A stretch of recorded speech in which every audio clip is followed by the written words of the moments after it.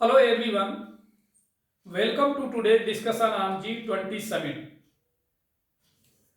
G20 शिखर सम्मेलन। आप सब जानते हैं कि अभी हाल ही में हमारे देश के प्रधानमंत्री G20 शिखर सम्मेलन में भाग लेने के लिए ब्राजील के रियो में गए थे और इसके बाद जो अन्य दो देशों की यात्रा पर निकले हैं। तो अभी हम G20 शिखर सम्मेलन के बारे में, तो सबसे पहले G20 समिट्स को आप समझें तो ये पिक्चर्स में देखिए, हर जितने भी मेंबर ऑफ कंट्रीज हैं उन सभी के फ्लैग लगे हुए हैं, क्योंकि सदस्य देशों के सभी के ये का सिंबल का काम करता है। और नेक्स्ट आप G20 में कौन कौन से देश हैं तो आप देखें, Argentina, Australia, Brazil, Canada, China, European Union, France, Germany, India, Indonesia, Italy, Japan, Mexico, Russia, Saudi Arabia, South Africa, South Korea, Turkey, United Kingdom means Britain, United States यानी अमेरिका। तो इस तरह से ये देखें G20 के मेंबर ऑफ कंट्रीज हैं। इसके बाद आपको ये जानना आवश्यक है कि आखिर हम G20 क्यों पढ़ रहे हैं, G20 पढ़ने का मकसद क्या है। दरअसल ये टॉपिक जो है सिविल सर्विसेज प्रिलिमिनरी और मेंस एग्जाम्स के सिलेबस से बिलोंग करता है। इन प्रिलिमिनरी एग्जामिनेशन में यदि देखें तो current events of national and international importance से रिलेट होता है। मेन एग्जाम्स के सिलेबस में देखें तो जनरल स्टडीज पेपर 2 में मेंशन है bilateral, regional and global groupings and agreements involving India and और affecting India interests. So this topic is very important.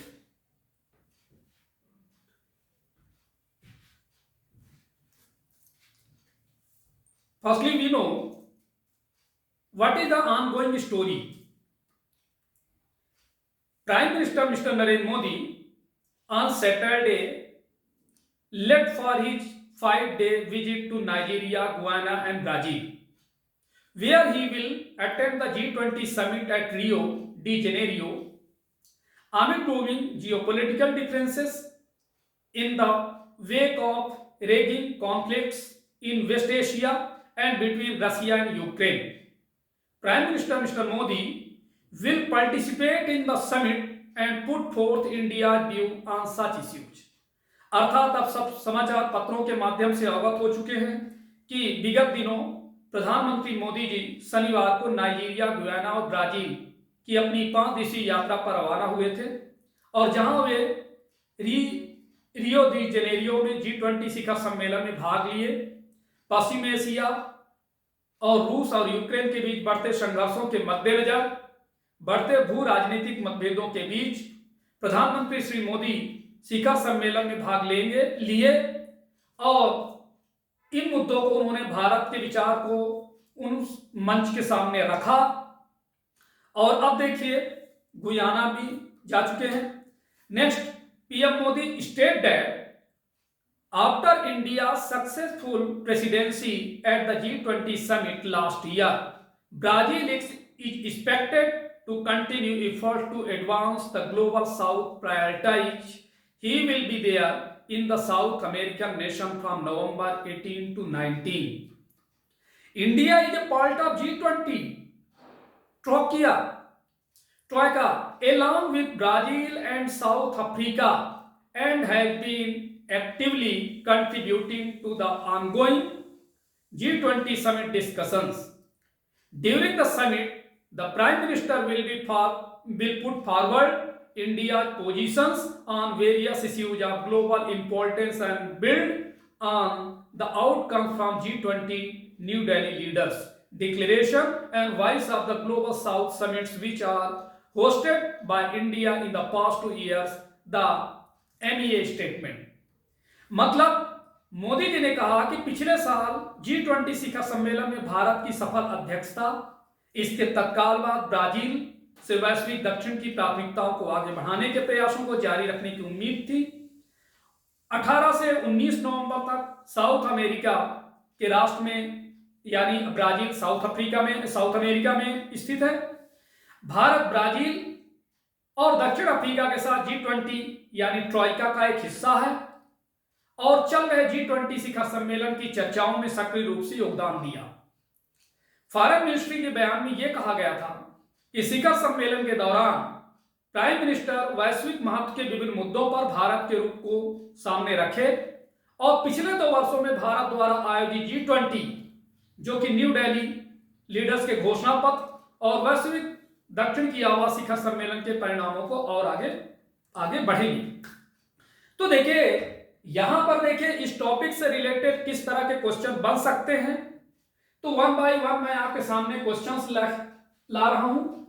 First question is what is the G20 and what does it do, अर्थात आप जाने कि G20 क्या है और ये क्या करता है। नेक्स्ट क्वेश्चन है what is G20 Troikaa, next is यानी G20 ट्रोइका क्या है, how is the G20 structure, G20 की संरचना कैसी है, what is the significance of G20 in India foreign policy, अर्थात भारत की विदेश नीति में G20 का क्या इंपॉर्टेंस है, how is the G20 presidency determined, अर्थात G20 की अध्यक्षता कैसे निर्धारित की जाती है, what do you understand by the terms global south and global north, अर्थात आप ये भी जानेंगे ग्लोबल साउथ और ग्लोबल नॉर्थ शब्दों से का मतलब क्या है।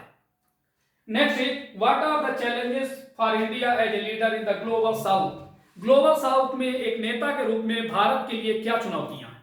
तो देखिए वन बाय वन इन पे बारे में हम डिस्कस करेंगे, लेकिन इन सब के पहले आपको डिटेल में G20 के बारे में जानना आवश्यक है। About G20 established in 1999, initially इसमें G7 मेंबर्स थे जिसे G7 मेंबर्स के नाम से जाना जाता है, और उन G7 मेंबर्स में कौन कौन है थे, यूनाइटेड स्टेट, यूके यानी United kingdom, France, Germany, Italy, Canada and Japan.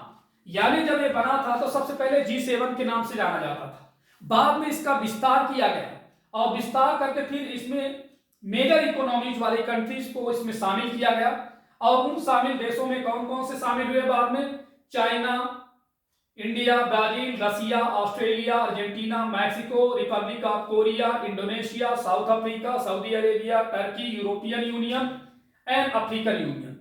तो इस तरह से ये देखिए बाद में 13 और कंट्री जुड़ गए, और इस तरह से एट प्रेजेंट में देखा जाए तो मेंबर ऑफ कंट्री 20 हैं।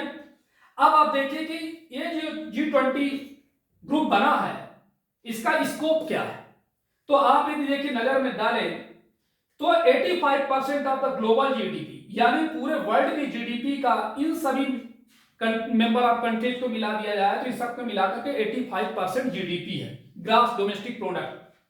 67% ऑफ द वर्ल्ड्स पॉपुलेशन, मतलब इन G20 मेंबर ऑफ कंट्रीज में पूरे विश्व की 67% पॉपुलेशन रहती है। Next is 75% of international trade, और इस पूरी G20 को मिलाकर के 100 में से 75% अंतरराष्ट्रीय व्यापार होता है। तो अब आप सोच सकते हैं कि G20 का क्या इंपॉर्टेंस है और क्या इसकी महत्वपूर्ण भूमिका है एट प्रेजेंट में। अब ये भी आप जाने what does the G20 do, means इसको ऑब्जेक्टिव क्या है। The G20 is the premier global forum for discussing economic issues. The objectives of the G20 are policy coordination between member countries to achieve global economic stability and sustainable growth, to promote financial regulation that reduce risks and prevent future financial crises, and to create a new international financial architecture।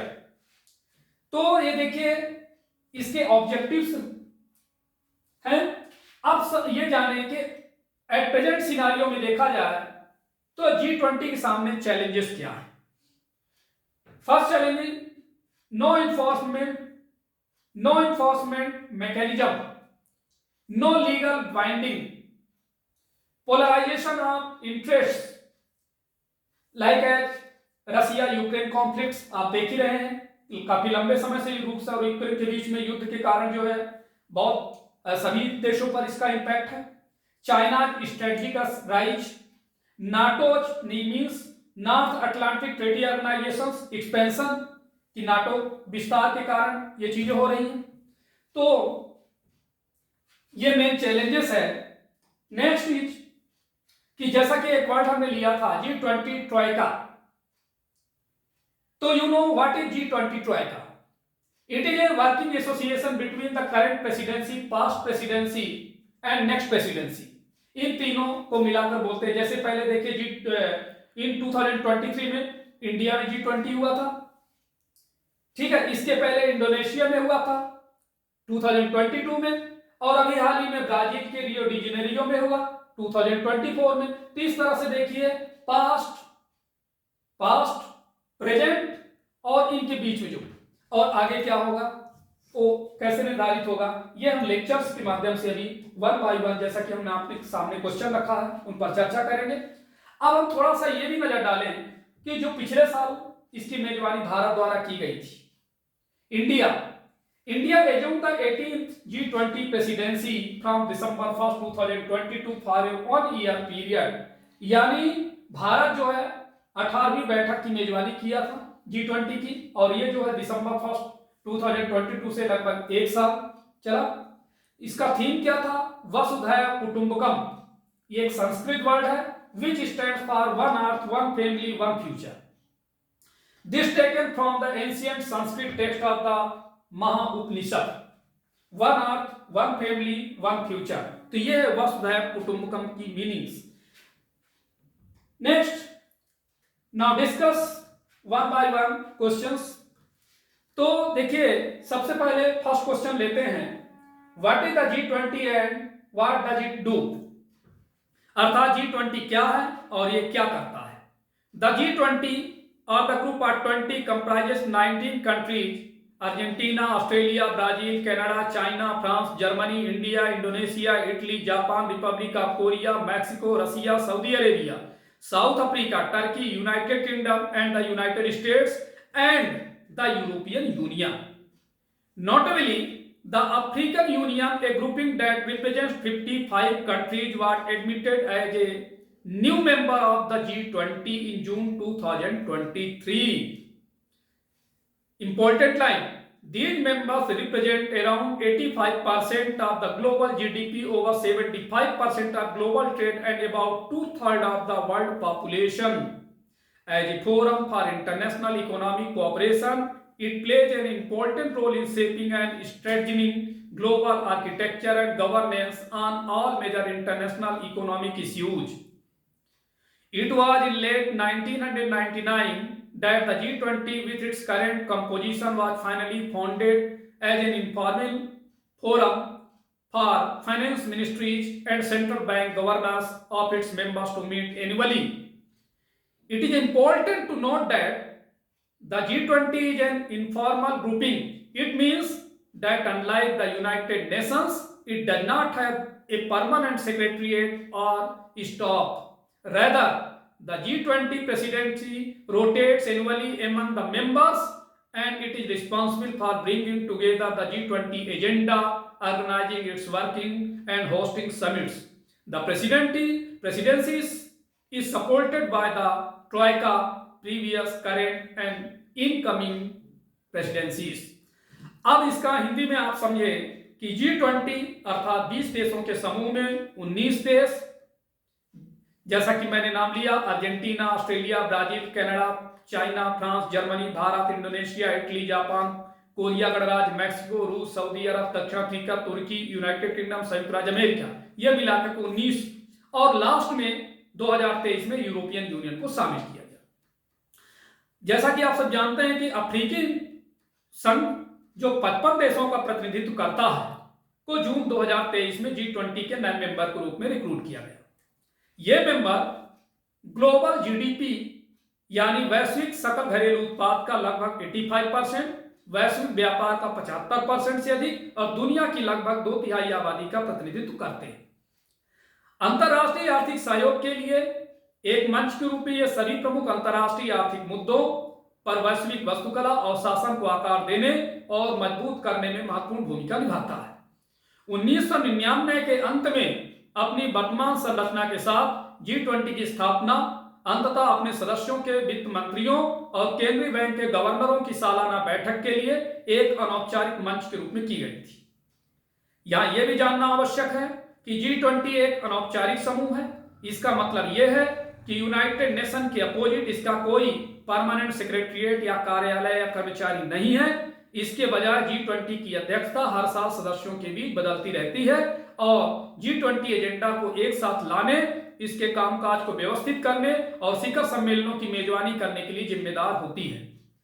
अध्यक्षता को ट्रॉइका, जैसा कि आपको मैंने बताया कि पिछले, वर्तमान और आने वाले राष्ट्रपतियों द्वारा समर्थित किया जाता है।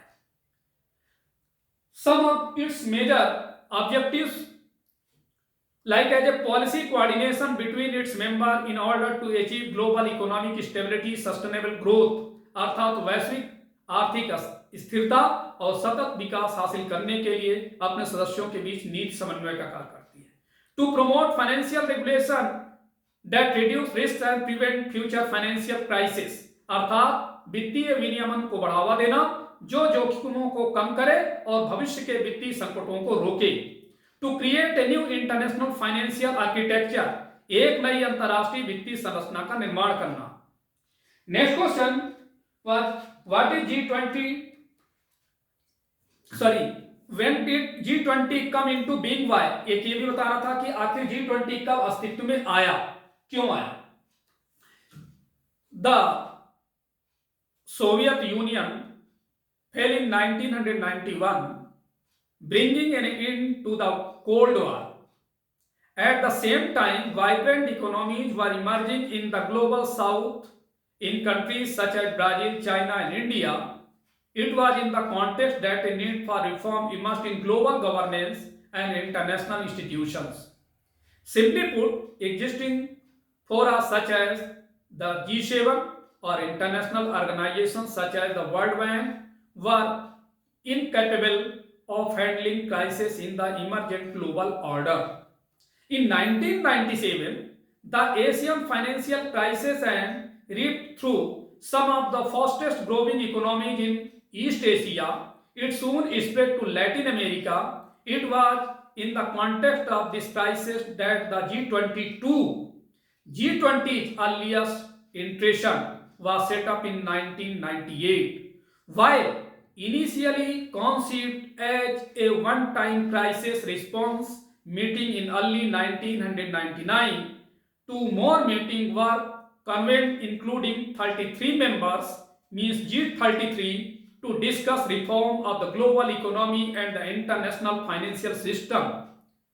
It was in late 1999 that the G20, with its current composition, was finally founded as an informal forum for finance ministers and central bank governors of its members to meet annually. आप समझें कि 1991 में, जैसा कि आप जानते हैं कि पूरा देश, पूरा विश्व दो ध्रुव में बटा हुआ था। एक ध्रुव संयुक्त राज्य अमेरिका और दूसरा ध्रुव था संयुक्त सोवियत रूस यानी सोवियत संघ। तो आप सब जानते हैं कि 1991 में सोवियत संघ का पतन हुआ, इससे कोल्ड वार समाप्त हो गया और उसी समय ग्लोबल साउथ में ब्राजील, चाइना और भारत जैसे देशों में जीवंत अर्थव्यवस्थाएं उभर रही थी। इसी संदर्भ में वैश्विक शासन और अंतर्राष्ट्रीय संस्थाओं में सुधार की आवश्यकता उभरी और सीधे शब्दों में कहें तो G7 जैसे मौजूदा मंच या वर्ल्ड बैंक जैसे अंतर्राष्ट्रीय संगठन उभरते वैश्विक क्रम में संकटों को संभालने में असमर्थ थे। 1997 में एशियाई वित्तीय संकट ने पूर्वी एशिया की कुछ सबसे तेजी से बढ़ती अर्थव्यवस्थाओं को तहस नहस कर दिया और यह जल्दी लैटिन अमेरिका में फैल गया। इस संकट के संदर्भ में 1998 में G20 का सबसे पहला संस्करण स्थापित किया गया। हालांकि स्टार्टिंग में इसमें एक बार की संकट प्रक्रिया बैठक के रूप में माना गया, लेकिन 1999 की शुरुआत में ग्लोबल इकोनॉमी और इंटरनेशनल फाइनेंशियल सिस्टम के सुधारों पर चर्चा करने के लिए 33 सदस्यों, जिसे G33 भी कहा गया, सहित 2 और बैठकें बुलाई गई और 1999 के अंत में अंततः G20 की स्थापना की गई, जो वर्तमान स्वरूप में है। अपने सदस्यों के वित्त मंत्रियों और केंद्रीय बैंक के गवर्नरों की वार्षिक बैठक के लिए एक अनौपचारिक मंच के रूप में स्थापित किया गया। तो यह था दरअसल इसकी history. And when did the G20 leaders summit begins, why, अर्थात G20 नेताओं का शिखर सम्मेलन कब शुरू हुआ और क्यों। Between 1999 and 2008, the G20 operated mostly outside the public eye. While annual meetings were held, they were not the big deal they are today. The global financial crisis of 2008 would, however, catapult G20 to its present status as the world reeled from the greatest economic crisis to hit since the Great Depression, means 1929 to 39 के बीच में. France, which held the European Union presidency at the time, argued for an emergency summit meeting to address the crisis. But whom to invite? The G8, comprising Canada, France, Germany, Italy, Japan, Russia, and the UK and US, was not sufficiently influential on its own to stabilize a crisis on this scale. Typically, diplomats would deliberate for months to decide which countries to call, but amid the ongoing crisis, there was simply no time. The G20 was obvious answer. The first G20 leaders summits, means the summit of financial markets and the world economy, was convened in Washington, D.C. in November 2008. In addition to the leaders of its 20 members, the heads of the International Monetary Fund, the World Bank, and the United Nations were invited along with the Spain and the Netherlands. Annual summits have been held ever since. अर्थात ये समझें कि 1999 से लेकर 2008 के बीच G20 ने ज्यादातर लोगों की नजरों से दूर रहकर काम किया. हालांकि वार्षिक बैठकें आयोजित की जाती थी, लेकिन वे आज जितनी बड़ी बात नहीं थी. हालांकि 2008 के ग्लोबल फाइनेंशियल क्राइसिस ने G20 को उसकी वर्तमान स्थिति में पहुंचा दिया, जब दुनिया महामंदी के दौर से गुजर रही थी. मतलब महामंदी का टाइम था 1929 टू 39 के बाद से, जब सबसे बड़े आर्थिक संकट से जूझ रही थी. तब फ्रांस, जो उस समय यूरोपियन यूनियन की अध्यक्षता कर रहा था, ने संकट से निपटने के लिए एक आपातकालीन शिखर बैठक की वकालत की. लेकिन किसे आमंत्रित किया जाए? तो G8 में, जिसमें Canada, France, Germany, Italy, Japan, रूस, यूके और अमेरिका शामिल, इस पैमाने पर संकट को स्थित करने के लिए अपने आप में पर्याप्त प्रभावशाली नहीं था. आमतौर पर राजनयिक यह तय करने के लिए महीनों तक विचार विमर्श करते थे कि किन देशों को बुलाया जाए, लेकिन चल रहे संकट के बीच उनके पास समय नहीं था. G20 स्पष्ट इसका उत्तर था. G20 नेताओं का पहला शिखर सम्मेलन, मतलब वित्तीय बाजार और विश्व अर्थव्यवस्था पर शिखर सम्मेलन, नवंबर 2008 में वाशिंगटन डीसी में आयोजित किया गया. इसके 20 सदस्य देशों के नेताओं के अलावा स्पेन और नीदरलैंड के साथ साथ international monetary fund, world bank और यूनाइटेड नेशंस के प्रमुखों को भी आमंत्रित किया गया था, और तब से हर साल शिखर सम्मेलन आयोजित किए जाते रहे. अब बात करेंगे how does the G20 work, अर्थात G20 कैसे काम करता है. This is the important questions. It is important that the G20 is an informal grouping. It means that unlike the United Nations, it does not have a permanent secretariat or staff. Rather, the G20 presidency rotates annually among the members and is responsible for bringing together the G20 agenda, organizing its working and hosting summits. The presidency is supported by the Troika, previous, current and incoming presidencies. India holds the presidency from December 1st, 2022 to November 30, 2023, with the Troika comprising Indonesia, the previous presidency, India, and the Brazil, means the incoming presidency. The G20 is also informal in another sense. While the decisions of G20 are important, they do not get implemented automatically. Rather, the G20 is a forum where leaders discuss various issues and make pronouncements which signals their intentions. Then they are implemented by relevant nations or international organizations. For instance, if the G20 makes a pronouncement on trade, the actual implementation of the pronouncement will be done by an organization such as the World Trade Organization WTO। अर्थात यहाँ ये ध्यान रखना महत्वपूर्ण है कि G20 एक अनौपचारिक समूह है। इसका मतलब है कि संयुक्त राष्ट्र के विपरीत इसका कोई स्थायी सचिवालय या कर्मचारी नहीं है। इसके बजाय G20 की अध्यक्षता हर साल सदस्यों के बीच घूमती है और G20 के एजेंडे को एक साथ लाने, उसके कामकाज को व्यवस्थित करने और शिखर सम्मेलनों की मेजबानी करने के लिए जिम्मेदार होती है। अध्यक्षता को ट्रॉइका, पिछली, वर्तमान और आने वाली अध्यक्षों द्वारा समर्थित किया जाता है। भारत 1 दिसंबर 2022 से लेकर 30 नवंबर 2023 तक अध्यक्षता किया, जिसमें इंडोनेशिया पिछली अध्यक्षता भारत के पहले, और भारत फिर इसके बाद वर्तमान में अभी ब्राजील, जहां अभी G20 का सम्मेलन संपन्न हो चुका है। G20 एक अन्य अर्थ में भी अनौपचारिक है। जबकि G20 के निर्णय महत्वपूर्ण हैं, वे स्वचालित रूप से लागू नहीं होते, लेकिन G20 एक ऐसा फोरम है जहां नेता विभिन्न मुद्दों पर चर्चा करते हैं और घोषणाएं करते हैं कि उनके इरादों का संकेत तथा अपने इरादों का संकेत भी देते हैं, फिर उनसे संबंधित राष्ट्रों या अंतर्राष्ट्रीय संगठनों द्वारा लागू किया जाता है। फॉर एग्जाम्पल, यदि G20 ट्रेड पर कोई घोषणा करता है तो उस घोषणा का वास्तविक क्रियान्वयन WTO जैसे संगठनों द्वारा किया जाता है। नाउ नेक्स्ट क्वेश्चन में, how is the G20 presidency determined, अर्थात G20 की अध्यक्षता का निर्धारण कैसे होता है। Important question, the G20 presidency is rotated among its members who means except the European Union are divided into 5 groups.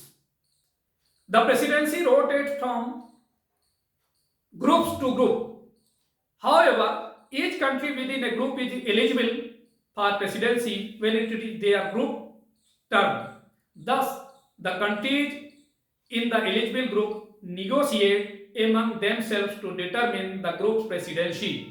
अर्थात G20 की अध्यक्षता उनके मेंबर्स यूरोपियन यूनियन को छोड़कर के बीच बारी बारी से होती है, जो 5 समूहों में विभाजित है। अध्यक्षता एक समूह से दूसरे समूह में बदलती रहती है। हालांकि समूह के भीतर प्रत्येक देश अध्यक्षता के लिए पात्र होता है जब उसके समूह की बारी आती है, और इस प्रकार से देखा जाए तो पात्र समूह के देश समूह की अध्यक्षता निर्धारित करने के लिए आपस में बातचीत करते हैं। Next question is what does the G20 presidency entail, अर्थात G20 की अध्यक्षता से क्या तात्पर्य है। As previously mentioned, the presidency is responsible for setting the G20 agenda for the year. This is done in consultation with other members as well as pertinent global developments. The president also gets to host various meetings and the G20 Leaders Summit, which is the culmination of all the work done by the group at lower levels through the year.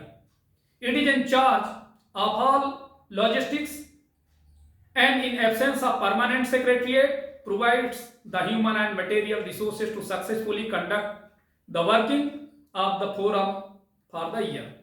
Moreover, the G20 president also has the prerogative to send invitations to other guest countries and organizations to take part in G20 processes for the year.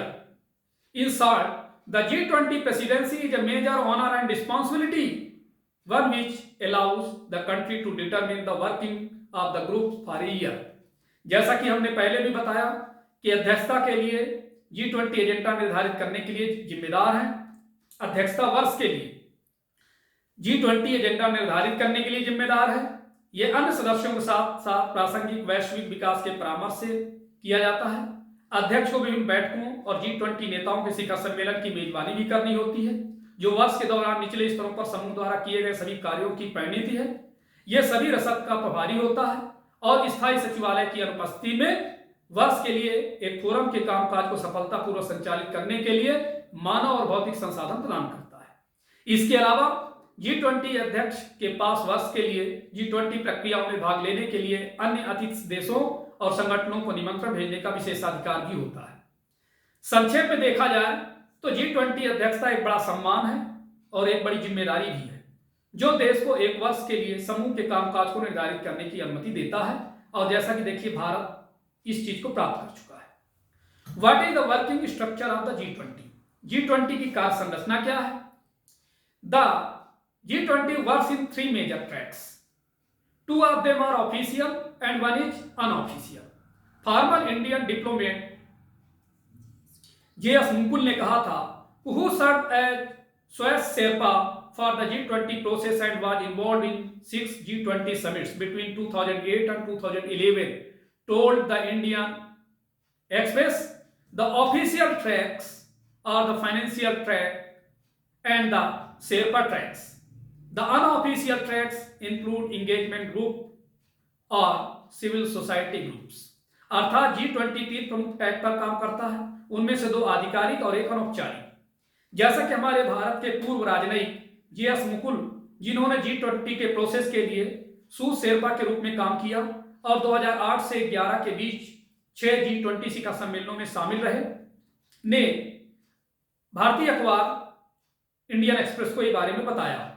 आधिकारिक track, whip track और Sherpa track, अनौपचारिक track में सहभागिता समूह और नागरिक समाज समूह शामिल हैं। अब ये आप जानें कि फाइनेंस ट्रैक, वित्त ट्रैक क्या है। Financial track means headed by the finance ministers and central bank governors who usually meet 4 times a year. It focuses on fiscal and monetary policy issues such as the global economy, infrastructure, financial regulation, financial inclusion, international financial architecture and international taxation. It currently has 8 working groups. अर्थात कहने का मतलब ये कि वित्त मंत्रियों और केंद्रीय बैंक के गवर्नरों की अध्यक्षता में जो आमतौर पर साल में 4 बार मिलते हैं, ये ग्लोबल इकोनॉमी, बेसिक इंफ्रास्ट्रक्चर, वित्तीय विनियमन, वित्तीय समावेशन, अंतर्राष्ट्रीय वित्तीय वस्तुकला और अंतर्राष्ट्रीय कराधान जैसे राजकोषीय और मौद्रिक नीति मुद्दों पर ध्यान केंद्रित करता है और वर्तमान में इसके 8 कार्य समूह हैं। अब बात करते हैं Sherpa track. Sherpa track established after the inception of G20 Leaders Summit in 2008. It is headed by Sherpa, who are the appointed representatives of the member countries, president or prime ministers. It focuses on socio-economic issues such as agriculture, anti-corruption, climate, digital economy, education, employment, energy, environment, health, tourism, trade and investment. It currently has 13 working groups. अर्थात 2008 में G20 leaders के शिखर सम्मेलन की शुरुआत के बाद स्थापित इसका नेतृत्व शेरपा करते हैं, जो मेंबर कंट्रीज के राष्ट्रपति या प्रधानमंत्री के नियुक्त प्रतिनिधि होते हैं। यह कृषि, भ्रष्टाचार विरोधी, जलवायु, डिजिटल अर्थव्यवस्था, शिक्षा, रोजगार, ऊर्जा, पर्यावरण, स्वास्थ्य, पर्यटन, व्यापार और निवेश जैसे सामाजिक आर्थिक मुद्दों पर ध्यान केंद्रित करता है और वर्तमान में इसके 13 कार्य समूह हैं। नेक्स्ट इज इंगेजमेंट ग्रुप्स अर्थात सहभागिता समूह। The unofficial track comprises non-government participants from each member country dealing with a gamut of issues. These groups draft recommendations to the G20 leaders that contribute to the policy-making process. There are 11 engagement groups at the moment. अनौपचारिक track में प्रत्येक सदस्य देश के गैर सरकारी प्रतिभागी शामिल होते हैं जो विभिन्न मुद्दों से निपटते हैं। ये समूह G20 नेताओं के लिए सिफारिशें तैयार करते हैं जो नीति निर्माण प्रक्रिया में योगदान देते हैं और इस समय 11 सहभागिता समूह हैं। Next is what is on the G20 summit agenda and what has happened at the meeting so far. अर्थात G20 शिखर सम्मेलन के एजेंडे में क्या है तथा अब तक बैठकों में क्या हुआ। Important questions. The end of such summits usually results in declaration और joint communique agreed to by all of the members. It outlines common position on matters such as international conflicts, climate change related commitments, the areas of future cooperation, etc. While no concrete agenda is mentioned at the outset, broader climate change related cooperation and sustainability have been pointed to in official statements. India, which has pitched itself as a voice of global south, will also have to balance its interest related to West and Russia over a common statement on the Ukraine war. The absence of Russian President Vladimir Putin and Chinese President Xi Jinping at the summit could make this more complicated. However, the two countries will be represented by senior officials, Foreign Minister Sergei Lavrov from Russia and Chinese Premier Li Qiang. As of last month, India G20 Sherpa Amitabh Kant said that 185 meetings, including 30 ministerial level meetings, had been held so far. This includes meetings of finance ministers and central bank governors and other ministerial meetings on the health, tourism, agriculture, climate, etc. 12 outcome documents and 12 other deliverables had been adopted with the consensus, but no joint communique has been adopted, largely because of Russia's objections to language concerning the Ukraine war and China's opposition to the matter being brought up at the forum's meeting in the first place. It has said that forum should focus on economic issues. अर्थात ऐसे शिखर सम्मेलनों के अंत में आमतौर पर एक घोषणा पत्र या संयुक्त विज्ञप्ति जारी होती है जिस पर सभी मेंबर सहमत होते हैं। इसमें इंटरनेशनल स्ट्रगल्स, क्लाइमेट चेंज जैसे संबंधित प्रतिबद्धताओं, भविष्य के सहयोग में के क्षेत्रों और जैसे मामलों पर साझा रूप को रेखांकित किया गया। हालांकि शुरू में कई ठोस एजेंडा नहीं बताया गया, लेकिन आधिकारिक बयानों में क्लाइमेट चेंज से संबंधित व्यापक सहयोग और स्थिरता की ओर इशारा किया गया। भारत, जिसने स्वयं को वैश्विक दक्षिण की आवाज के रूप में पेश किया, को यूक्रेन युद्ध पर एक साझा बयान के माध्यम से पश्चिम और रूस से संबंधित अपने हितों में भी संतुलन बनाना होगा। शिखर सम्मेलन में रशियन प्रेसिडेंट व्लादिमीर पुतिन और चाइनीज प्रेसिडेंट शी जिनपिंग की अनुपस्थिति इसे और अधिक जटिल बना सकती है। ठीक, हालांकि दोनों देशों का प्रतिनिधित्व वरिष्ठ अधिकारी के रूप में, जैसे रूस के विदेश मंत्री सर्गेई लावरोव और चीनी प्रधानमंत्री ली कियांग, पिछले महीने तक भारत के G20 शेरपा अमिताभ कांत ने भी कहा था कि अब तक 13 मंत्री स्तरीय बैठकों सहित 185 बैठकें आयोजित की जा चुकी हैं। इसमें से वित्त मंत्रियों और केंद्रीय बैंक के गवर्नरों की बैठकें, स्वास्थ्य, पर्यटन, कृषि, जलवायु आदि पर अन्य मंत्री स्तरीय बैठकें शामिल थी। सर्वसम्मति से 12 परिणाम दस्तावेज और 12 अन्य डिलीवरेबल्स को अपनाया गया, लेकिन कोई संयुक्त विज्ञप्ति नहीं अपनाई गई। इसका मेन कारण है यूक्रेन युद्ध में से संबंधित भाषा पर रूस की आपत्तियां और फोरम की बैठकों में इस मामले को उठाए जाने का चीन का विरोध। इसमें कहा कि फोरम को आर्थिक मुद्दों पर ध्यान केंद्रित करना चाहिए। Who is invited to this year G20 summits? इस वर्ष के G20 शिखर सम्मेलन में किसे आमंत्रित किया गया? In addition to member countries, each year the G20 presidency invites guest countries to participate in the G20 meetings and the summit. This year India has invited Bangladesh, Egypt, Mauritius, Netherlands, Nigeria, Oman, Singapore, Spain and Sanयुक्त Arab Emirates as a guest country during the G20 presidency. The president also invites certain international organizations. India has invited the International Solar Alliance, the Coalition of Disaster Resilient Infrastructure and the Asian Development Bank as a guest IOs. In addition to the regular G20 IOs means who participate every year, which include the United Nations International Monetary Fund, the World Bank, the World Health Organization, the World Trade Organization, the International Labour Organization, the Financial Stability Board, and the Organization for Economic Cooperation and Development.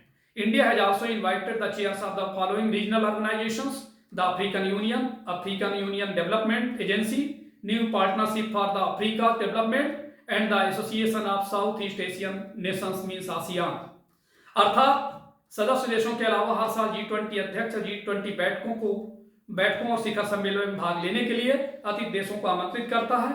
इस साल भारत ने अपने G20 presidency के दौरान बांग्लादेश, मिस्र, Mauritius, Netherlands, Nigeria, Oman, Singapore, Spain, UAE को अतिथि देशों के रूप में आमंत्रित किया था। अध्यक्ष कुछ अंतर्राष्ट्रीय संगठनों को भी आमंत्रित करता है। भारत ने नियमित G20 इंटरनेशनल ऑर्गेनाइजेशन के अलावा अंतर्राष्ट्रीय सौर संगठन, आपदा रोधी और संरचना संगठन, एशियाई विकास बैंक को गेस्ट इंटरनेशनल ऑर्गेनाइजेशन के रूप में आमंत्रित किया है, जिसमें यूएन, अंतर्राष्ट्रीय मुद्रा कोष यानी IMF, World Bank, WHO, WTO, ILO means International Labour Organisation, वित्तीय स्थिरता board, Financial Stability Board, Economic Cooperation Organisation for Economic Cooperation and Development शामिल है। भारत ने क्षेत्रीय संगठनों के अध्यक्षों को भी आमंत्रित किया, अफ्रीकी संघ विकास एजेंसी, अफ्रीका के विकास के लिए नई साझेदारी और दक्षिण पूर्व एशियाई राष्ट्र संघ। तो देखिए ये लेक्चर काफी लेंथी था, क्योंकि ये टॉपिक ही ऐसा है और प्री और मेंस के लिए दोनों ही बहुत दृष्टिकोण से काफी महत्वपूर्ण है। तो इस लेक्चर को लेकर के आप लोग आराम से समझने का प्रयास करिएगा और क्वेश्चंस के आंसर लिखें। तो आज इतना ही, थैंक यू।